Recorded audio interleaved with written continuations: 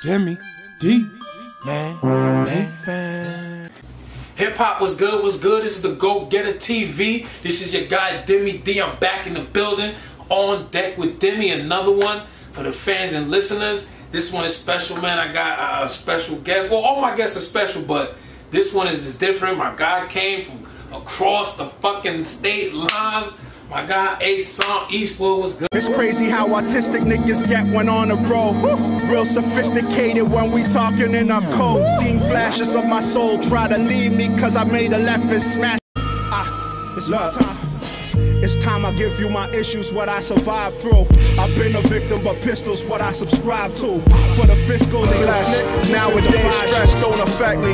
Vest in the dresser, ain't that necessary. Hitting seas with the jet skis when the borders let me. Want a fortress in the A like Tyler Perry. Good, Let me talk my shit, man. Talk your shit, Let's go, man. Thank you. Appreciate you inviting me. No doubt. Off top, man, just let them know where you repping from in case they don't know, in case they've been under a fucking rock. East side Toronto, man, Scarborough to be exact. You know we out there, man. This is what we do. Listen, the DagogetaTv reaching out all the way to Toronto. We love hip hop from everywhere. Absolutely. But you know you're bigger than Toronto at this point, and you know you're just gonna keep growing. Right. So again, what I like to start my show off with is what does hip hop mean to you? Oh man. Yeah, I know it's a broad one. Yo, hip hop is life. Hip hop is everything. Hip hop is the Bronx. We in the Bronx, man. That's yeah. We gotta point that out. We in the Bronx. In the Bronx, hip hop is started here, and this is what I breathe. This is what I live every single day and night. Hip hop is just culture. Culture. That's the broadest word for what is this world. It's hip hop. You representing it well. Thank you, brother. And I'm really happy to have you on the show because I just kind of recently got up on you because I ain't gonna act like. You know, I've been there from day one, but I've been tuning in and I've been loving it, man. And it seems like, yo, it's crazy. You know how they talk about phones, right? How you talk about your phone and then shit just start.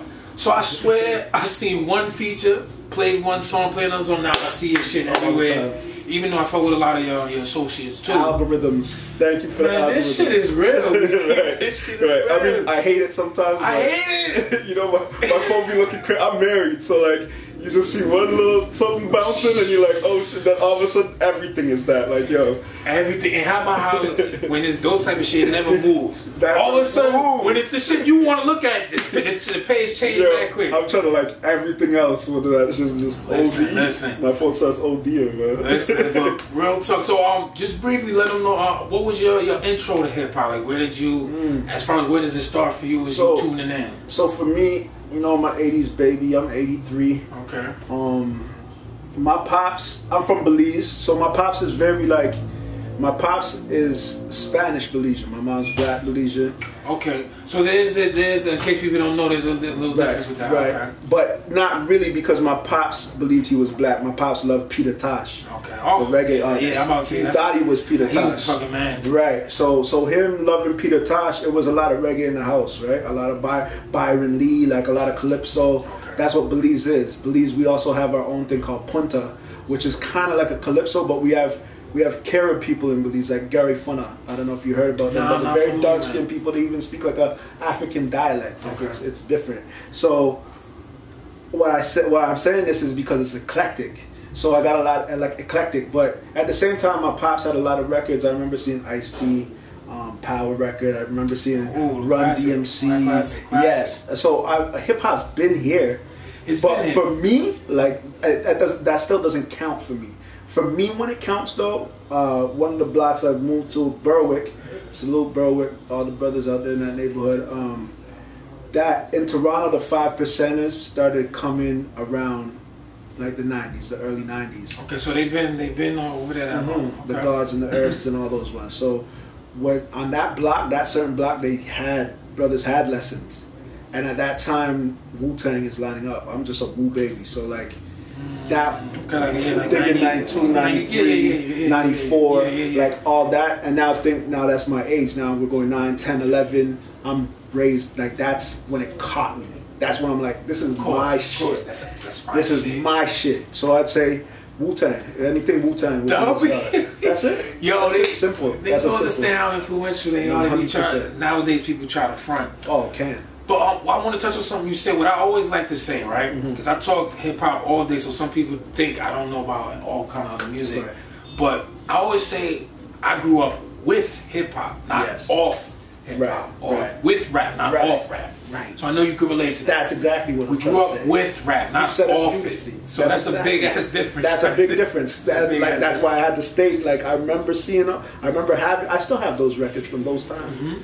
But it's going with it and finding what I love. Because it wasn't even prevalent on TV, on radio. It wasn't prevalent. So and think about Toronto. We didn't get BET in Toronto till like 1998, 99. So when I used to, I have a sister that is from New York. Salute Jessie, right? And it's not the same mother, so I met my sister later in life, and we come out to Far Rock, and now I'm coming out here to look at like, oh shit, because things weren't even available to me. So I'm like, oh, look at the Benzes out here, the 600 shits with the rims, and young niggas like, oh shit, this is what's happening? Nah. And I'm like, the news now, I'm reporting like, this is what's going on. And, getting woo-wear and getting things that weren't available before the internet age. Before the internet age. Right. So you can't just find it. You gotta find it. Go get it. You have to go. You gotta go to the place. You gotta know the people. You gotta know shit, you gotta know the people too. Right. So. And that's part of getting fly. I love getting fly. Getting fly is easier now, but then it was like a mission. Yeah, I want to speak on that too. I want to speak on that because I go watch some interviews. Right. So, because you know how it is too. A lot of the times I just we hear your music. Right. So at first I'm just hearing your music. So I'm like, but let me check some other shit out, and that lets you get more in tune with the person. Right. I didn't really know you was on that type of vibe. So just flex on them real quick. You on your fly shit. You fly. You your numbers right now. Dripping on them now. You dripping on them now. But you don't really kill it in your music as far as like you. But I like to see that. So just let them know the swag you want. Yeah, I mean like. Just for instance, we just recorded a song. Like I went to salute Fury, man. Salute my guy Fury. Went to MCM before we came on a trip, and they closed the door with preferred customers. And talk to them. And we go and we spend money, and then at the same time, you're gonna go see us use those venues. Like we have salute my man Tony, the CEO of MCM. Like we're gonna have events in MCM. Like we are out here. That's just an example.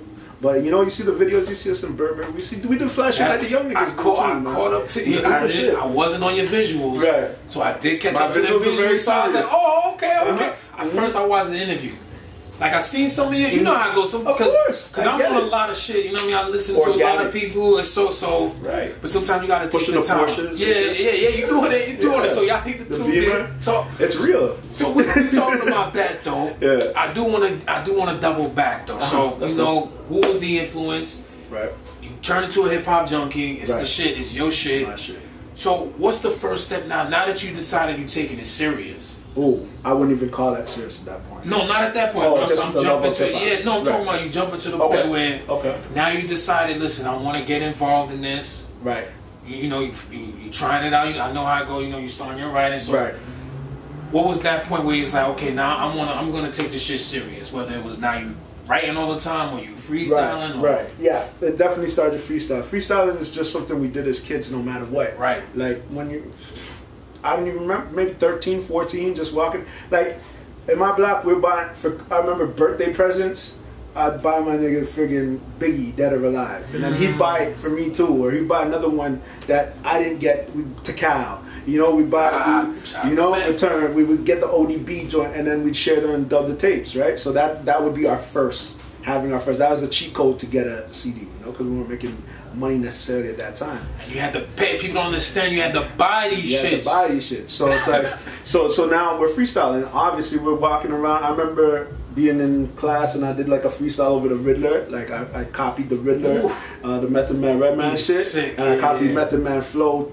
and replaced it with like some shit for like an English project. And it was like stuff like that. So hip hop's been ingrained. But I think like I was doing talent shows. I did talent shows in like grade 6, 7. I did talent shows every year till, I didn't finish, like I left high school in grade 11, but until that time, we was doing that. So hip hop was there. I put my 10,000 in. I was just about to say, real early. So you been, okay. Real early. So when you're doing these talent shows though,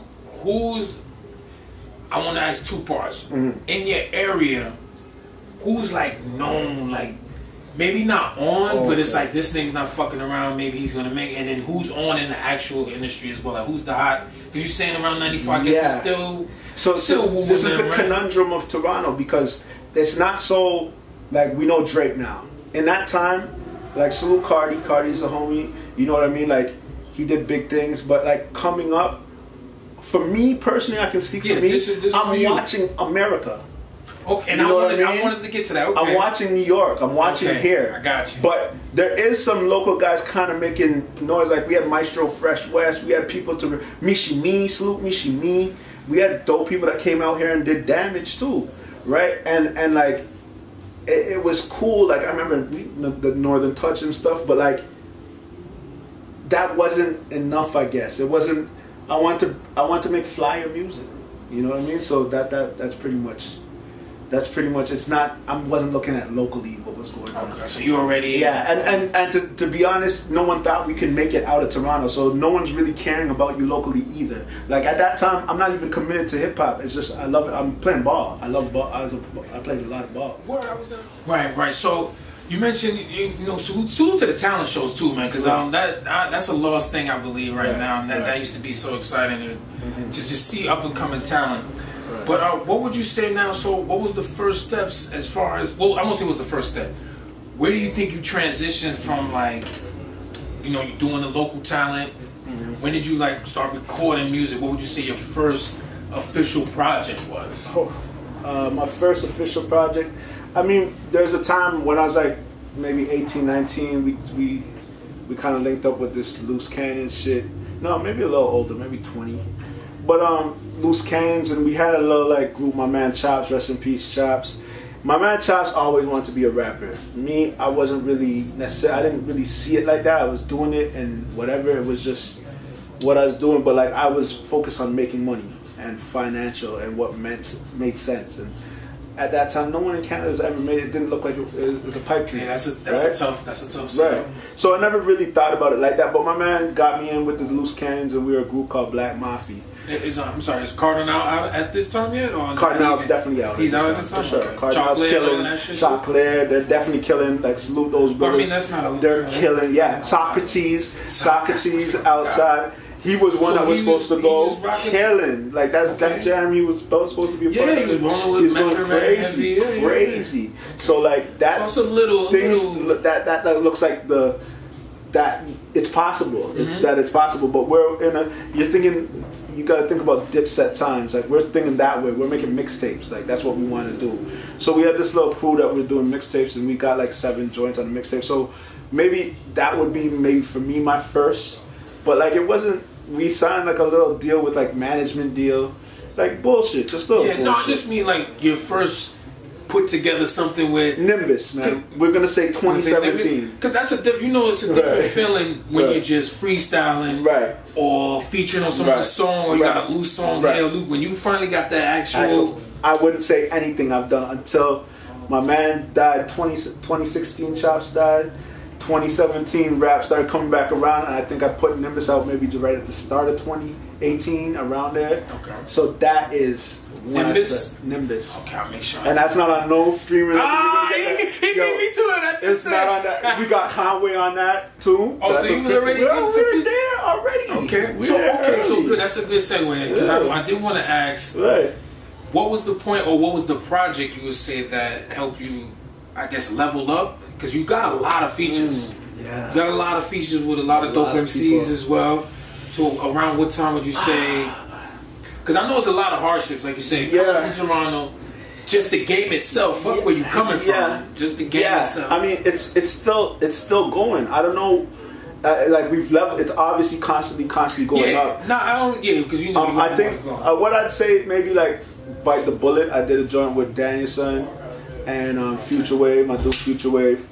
Bite the Bullet probably we did in 2018 or 2019, and that was one that really caught like it hit for sure. Like even the streams is like 300,000. Like, nice. We got some numbers on there, right? Or 20, some crazy numbers. Okay, good numbers though. I mean, they don't need the specific good. Yeah, that's Spotify too. All right, so that's a good segue as well, because At first, I was kind of gonna, I don't want to say stay away from it, because sometimes you never know. How can I say? You never know as far as, you know, sometimes questions get tiresome. Right. But I do see, I want to ask about the Danielson connection, because I don't really have you. I'm sure some people have y'all lumped together. Right. And I didn't know how much y'all do roll together. Yeah. Like, but for me, I'm more familiar with your shit. And then I'm like, okay, y'all roll tight. Yeah. Danielson's cool people. He's doing this thing. They lump us together because we did so much work together. But it's still a separate thing. Like Brown Bag Bunny is his thing. They want to put us in together, but I'm separate. Yeah, see, I don't even know. So he has a crew like Brown Bag Money. Okay, right? That's his group, his label, whatever it is. Yeah.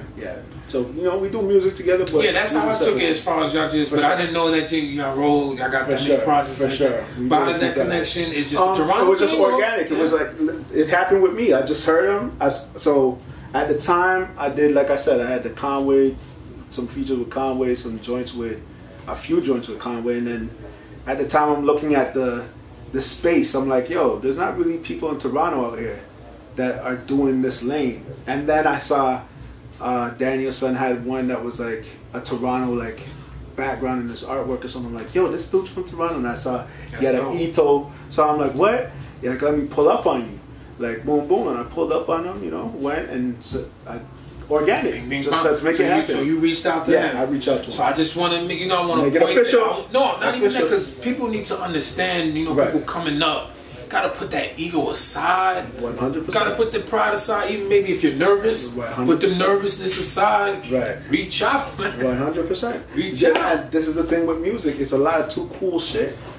And you can't be too cool. And I might be a victim of it because of assuming. I am a victim as well. Assuming, but like every time that I have put myself out there, it's been only fortunate. You know what I mean? And what's the worst that can happen? 100%. Because, and I want to speak on that too. Is a lot of things, for me, it's been prospering as well. For stop being too cool. So 100%. I had the same rules. I preach my own, preach my own words. 100%. So right now, like you said, with the Danielson project, you've been really consistent, right? Yeah. Putting out stuff regularly. Right, for sure. So your latest joint right now is The Complex. Wavy the God. Wavy the God. He's killing it too as well. Absolutely. So what made you, because I see most of your projects is one producer. Yeah. And that's kind of happening just because I just lock it. Like, I'm a workaholic. Like, I have an addictive personality, and that can be great and bad. Like, it's my flaw and my win. So, like, when someone sends me something, they'll send me a batch, like with Wavy. It started with, yo, I want to get you on this feature to be a part of a compilation. Do you see the compilation album he put out? Yeah. He sent me this with Danielson already on it, and which ended up being on my album, Fish Fry, because I said, all right, yo, this is crazy. Boom, boom, did it. And it's like, yo, well, I did it like the same day. He's like, yo, take these joints. Next day, another 3. Like, I had this album done probably in 2020. Done. This one's done. It's just business and whatever. That's why I get caught up in this shit is moving so fast, and I have like 8 more albums. Like it's not to overshadow. It's too fast. It's too fast. But the hunger is there too, so it's like hard. It's hard because the fans. I don't even know if I can call them fans, but because some of them just is like the next day they're like, all right, what's the next thing? They are. And that shit is killing me because I'm still listening to. I'm trying to digest everything. I'm still listening to V-Don's last joint. I'm still listening to fucking Diplomatic Immunity. Yeah. It's so much shit. That's why. And we're not giving the new fans to have a chat where you guys are like, where do I start with look at all this shit? Where do I start? And that's now we have to think about, all right, let's pace ourselves a little bit and get some shit out. Yeah, because y'all doing good shit too. It's good music. So you don't want it to just Yeah, I get you, man. I get you. Word. So, like I said, you've been on a lot of features. One feature I do with, matter of fact, I'm gonna name them. I want you to flex on these motherfuckers. You did shit with UFO fucking Feed. You got shit with Rome Streetz. You got shit with ST Nack. My man. Of course, Mav, we already mentioned that. Of course, my brother. And, one thing I've seen lately, you got some shit with Steel. Smith & Wesson? Salute Steel. Steel came out. Shit. Of course. Steel came down and he fucking he was with us with Merciless. Salute Merciless. This was a beautiful thing. Beautiful thing, and we made this happen, and was like, it was from my man, Holy fuck, my names are fucking up right now. Mark, my man Mark. Sorry, apologize, Mark. You didn't be mad at me. Yo, my man Mark. Yo, he put that together. It's Mark that put it together. Salute to Mark, man. And we got that. Merciless hit me up like, yo, Steel's coming through. You want to be a part? Like, come on, do I want to be a part? This is fucking Steel. It's fucking Steel. So yeah, so you know, we hooked that, and he's good people. We brought him around the city, and good dude. we showed him, you know, and it's love. Like, I even coming out here, like, it's to that point. He's giving me another feature for one of my projects that I have coming out, nice. And I'm coming out here like, yo, I'm out here. You know what up? So Steel's very real, very down to earth, good brother. Definitely down to earth. And one of the greatest of all time out here too. Definitely legendary Smith and Wesson. Already know Bucktown every day. All day. So you frequent here often then? Not as often as COVID, man. That's what kills us, you know. But I'm gonna be out here a lot more. Yeah. Absolutely, absolutely. Well, I did mention the features because I did want to speak on one particular one. You and Riggs, man, that chemistry, which I have three or four. I know three at least, definitely. Probably out. I mean, out. Yeah. See, for you was probably like, yeah. So I know that you had the Soul, one from the Soul. Yeah. You Complex. Complex is recent one, and you have another one I was listening to. Jeez, what else we have? Soul, Complex. I did something on his album too, but I just did like a hook. Okay. I did something on their other thing. We have a lot. Yeah, I got up. So the chemistry on that though, how did that build? Because I see I have. You've got a lot of features with people. Right. I see I got a couple. Riggs is just natural energy. Like there's certain things that I'll send him because I can hear it. Riggs talks. He talks. And he can get into the bags of like he'll talk the whatever shoot 'em up shit too, but he can talk. And there's certain people that I want him to reach in, you know? And I know if I'm reaching in, that can have that vulnerability and give it from a real space. It's not that it has to be fucking something like, oh, be cookie cutter or some type of shit. It's just reaching what's real to you and explain it from your point of view. Yeah. And Riggs does good. So there's songs where I send him like, yo, if you don't fuck with this, I'm not even gonna send this to anyone else. And when he's, yo, I fuck with you, like, you know? That reality rap. Right. Reality rap. That reality rap. I love the most. And it's real slick. He's a slick. He's very slick. Slick. He's very slick. He inside you like, hold on. Did you just? Yeah. Yeah, he did. He just played you. Different. But yeah, salute to Riggs. Salute Riggs, man. Good people. The Soul thing, I didn't know at first that it was an acronym. Man, who came up with that? The science, that's me. I love acronyms. The science of understanding life. The science of understanding life. I think that's one of my standout albums too. Like my man Finn, that's my shit. He came down here with me, and that shit is just front to back, man. That we put a lot into it. Finn, right? He's right here. That's a brother that was sitting on the couch. Okay, cool. Okay, so he's part of the movement. He's part of the movement. Gold era. That's Finn, Sibs, and Slang. Those are my brothers. Salute to you, brothers, man. Salute. Yeah, that Soul project is crazy. Mostly, a lot of this is fire. Definitely, I love y'all chemistry, and I love the work you're doing right now. So, as far as putting out projects, how do you determine the pace? Because I know it's getting crazy as far as how you dropping shit and it's not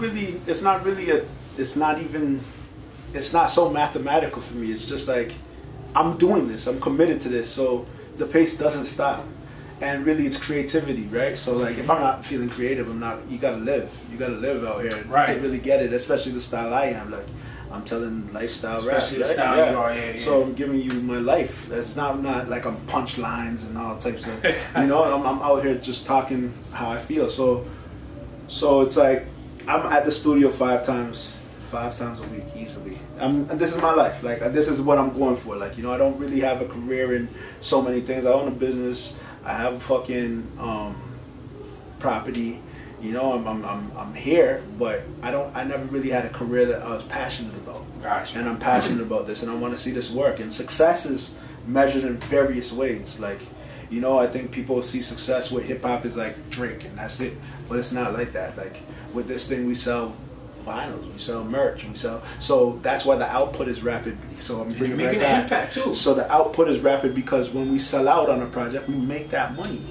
But every time we drop a project, it's physical copies, and we sell them out, and there's a bag. So now it's like, all right, let's move on to the next one. So that's why the pace is really rapid, because there's a bag attached to the pace. Got you. If we're doing vinyl deals, we're doing all types of stuff. If it wasn't like that, then you wouldn't get this pace, right? So kind of serve you trying to keep the 100%. Yeah, trying to supply and demand. 100%. But you had a lyric. Ah, man, I forgot to write it down. Okay. Probably gonna butcher it. Okay, go ahead. But it speaks to what you just said. You said, damn, what you said, being underground doesn't mean that you don't. You know what I'm talking about, right? Being underground doesn't mean that you don't get no bread, or doesn't mean you don't. Doesn't mean that. It might have been 98 miles. I'm trying to think. There's so much fucking. Yeah, but yeah, being underground doesn't mean you have to fucking be broke. That has nothing to do. That you doesn't can't earn some bread, like you don't want the whole shit. Like we're trying to make it. Like even with the same sentiment, I want to be Drake. Hell yeah, I want to be not Drake, but I want to be that level. Just exposure. I mean, I don't care for the fame, but with the rap, if the rap happens to do that. Okay, that comes with it, but I was doing me.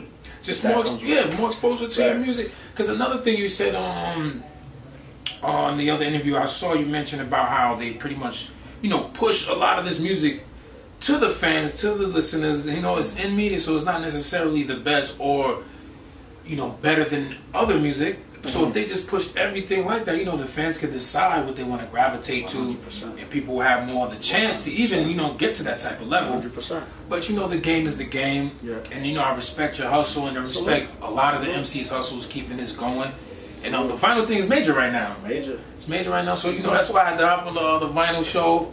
Salute to all the collectors and everybody. Absolutely. Salute to y'all. But I want to talk about you mentioned being in the studio. So is that you ever experienced time where you pretty much maybe having a dry spell with your writing or just creating a song? You know what? This is my advantage because I didn't start taking this serious until 2017, 2018.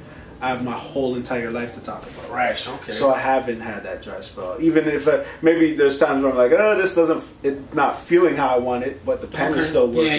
You know what I mean? I mean, that you're going to have that. Right, definitely as a writer. Right.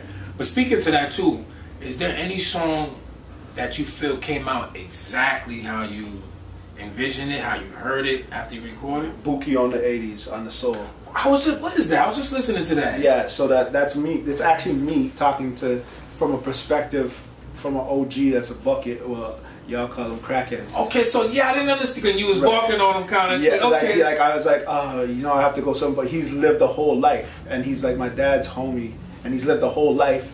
So a lot of people treat the crackheads like, yo, I'm not trying to hear you. You know what I mean? But instead, he told me some shit like, yo, you need to. I had just got shot. I was explaining from a point of view of like, yo, I heard you just got shot. Like, you need to listen to your pops, although he's buying shit from me in the song, right? So I think that when I was envisioning and writing it, it's hard to say, okay, I'm going to change my voice, and you don't know if it's going to come out right. At the end of the day, having all that come out, it came out exactly how it was, and a lot of people love that joint because it's deep. No, that's a fact. It was definitely. I didn't get the whole. I didn't know that was I guess we say crackhead. No, I knew it was a story, but I didn't know that he was supposed to be the crackhead. That shit was dope. And are you gonna get into more of that type of style? For sure. I mean, that's natural. Whatever natural. Like I said, everything for me is organic. So if it feels right, that's how I'm doing this thing. You know what I mean? Not to hear that if someone gives me advice, like my producers, like Finn and all these type of dudes, and of course I'm gonna take heed of it and do something new. But like for the most part, creativity is exactly what it is, and there's no rules for me. So like, let's fucking do this. And if people love it, I'm gonna try and give them some more of that for sure. Yeah, because too many restrictions, kind of kills the art. You know what I mean? 100%. So while we're on the music, before we leave the music, I do want you to shout out your producers, because I think we talked about it off camera, but just give them some shine right Finn, here. Gold Era, we got Finn, Sib, Slang, we got Future Wave, we got Wiz, we got Merciless, we got Benji, we got so many producers. I know I'm leaving some out, I apologize, brothers. But we're in pressure. I've been running around everywhere. I'm sorry if I didn't mention you, but I'm sure you know. You can tell me you've been in Brooklyn today, what you said? We started in Brooklyn, we went to Queens, then we went to Jersey, and now we're in the Bronx. And the Bronx is for real. I'm gonna say that. Don't stop. Oh yeah, we on Hunts Point in case y'all ain't know. Hunts Point. But Fat Joe fucking murals right there. Yo, that's very new too. That's like last month new, right? Like, word, but salute to Joe. You know what I'm saying? He put his work in right there. It is dope. Absolutely. But so just want to get a couple of fan questions before we get out of here. Okay. I do want to start, you know, again, obviously you're from Canada, Toronto. Is there a legend that I guess the city considers a legend that doesn't get a lot of mention or a lot of shine? I don't even mean like the Cardinal level, maybe somebody that... I mean, yeah, there's a lot of brothers, like Socrates is one of those, like, let me, fuck. You got me in tired mode. I'm gonna fuck this up, but I'm gonna be political. I'm gonna be like I tap dance on it. Yo, there's a lot of them, and y'all know who you are, and I know who you are, and it's love. But we're them too. We're them too. So I think we deserve some respect too, because what we're doing is absolutely official. And our conglomerate in Toronto, you can check. Your man found me organically through hearing other people in our scene. There's much more. There's Lord Juco out there. There's Ashton. There's a lot of brothers out there, man, that's doing their thing, you know? Just tapping with me on Twitter, man. Danielson too, man. Absolutely. There's a whole lot of brothers out there. Absolutely. So I want to get into some of your favorites. Give me 3 of your favorite debut albums. Of all time? Just favorite, not even all time. Just 3 of your favorite debut albums that you love. Not even no all time, no pressure like that. Just 3 of my favorite debut albums. Debuts. ODB. Return of the 36 Chambers, the dirty fucking version. Damn, I don't hear that mentioned too often. That's what's up. Fuck, I'm now a victim of the car ride from fucking Toronto. Because we're having debates. We had an argument because my niggas trying to say Tikal is the worst fucking album. Oh, this is that's gonna be an endless. That's never. So I'm gonna give Tikal one of my top 3. Yo, where is Tikal? His top 3 debuts. Biscuits, come on, Biscuits. Of course, Nas and that. Oh, it don't matter. Yeah. Queens in the building. Queens in the building. Alright, so we got 2 Wu members and my man Escobar. Yeah. That's what's up. What's up? Let's do it. So right now, give some shine again. I want to bring it back to the hometown because I'm actually excited to have you on here, and I think it just shows that we expanded. You know, we got T-Dot in the building. Right. Just give 2 albums that you like that were from an artist out there. It could be someone in your crew. It could be someone outside your crew. Just one of my favorites right now is Details from Lord Juco and Finn. That's an incredible album. You're talking about soul. It's incredible. I can easily say that's the best album of 2022. Okay. Nice. Juco and Finn, Details. Beautiful album. Another album, I'm going to go left field and go Yard Father Volume 1. It wasn't really an album, it was a mixtape. But Saigon with Yard Father Volume 1. Oh, Saigon. That was one of my favorite albums growing up when I was young. That influenced me so much. I'm going to just go left field and just... That was dope. I don't care. Do something out of the box. Because I don't know why it came to my mind, but I love that album. It was a mixtape. It was a mixtape with DJ... who the fuck... I swear it's K Slay. I'm pretty sure it was K Slay. I can't. It was a bunch of different people who were involved in that project, but like it was fucking fire. Yeah, he was definitely projected. He was. I remember having arguments with man like, yo, Saigon or Papoose, and like, yo, crazy. That's Saigon. Yeah, it was Saigon. That's how I felt at that time. I mean, I'm notoriously biased against Papoose, but hey. So, man, I want to close it out there, man. I want to appreciate you. Oh, before we close out, though, again, just promote your latest album, which is the Complex. My man, Wavy the God. You know, stream it, run it. There is all that. Final is sold out. There is some CDs. There is some CDs. There is some tapes left, very minimal, but that might be sold out by tomorrow too, because there's not a lot. So, hey, support it. Support everything. AsunEastwood.com. Asun Eastwood on every single handle, Twitter, Instagram. Although I'm not very, I'm here. Just look it up. I'm here. Listen, he giving you the music. That's all that matters, B. It's the DagogetaTv. Deme D in the building. Mr. Everywhere You Never Did. This is where hip hop lives. Hey. You already. Umbrella Studios. Let me talk. Look.